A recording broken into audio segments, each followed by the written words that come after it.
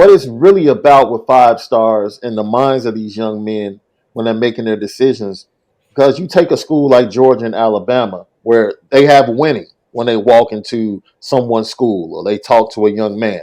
They can put that out front unlike anyone else.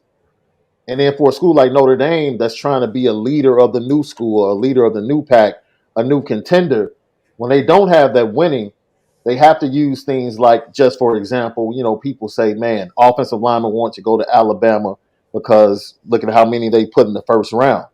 And my retort to that, my counter to that is, yeah, but when you look at the NFL, who become better offensive linemen? The Notre Dame offensive lineman or the Alabama offensive lineman?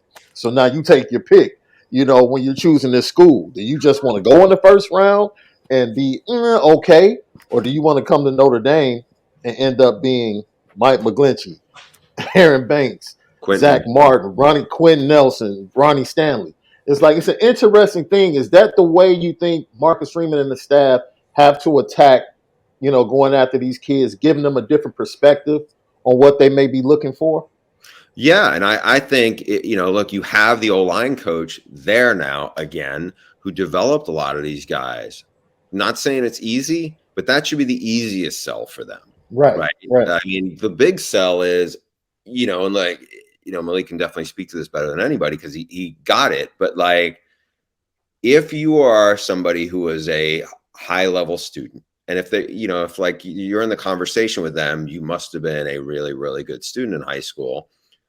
I think you can sell, hey, this is what not just this degree means, but this is what this network means, right? In terms of like, I've heard stories. I didn't go to Notre Dame, but I know a lot of Notre Dame people about like, okay, if you're a lacrosse player, this is the environment and these are some of the opportunities can have for you down the road. We're not even talking about like NIL stuff. We're talking about like, like, it's not fair for me to say like, oh, when other people say this is a 50-year decision, when other schools talk about it, it's like, that sounds cliche.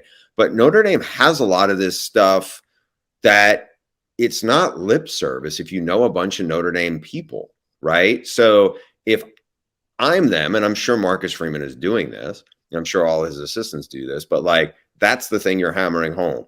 Because that is a differentiator. But the other thing I think is big is there are now there was a stretch, and I remembered, you mentioned Ronnie Stanley, but there was a stretch with maybe before him where Notre Dame had gone a long time without like an elite NFL draft prospect. Not to say they weren't good players, but like then you started to have a bunch, and maybe they were old linemen, but they were still players.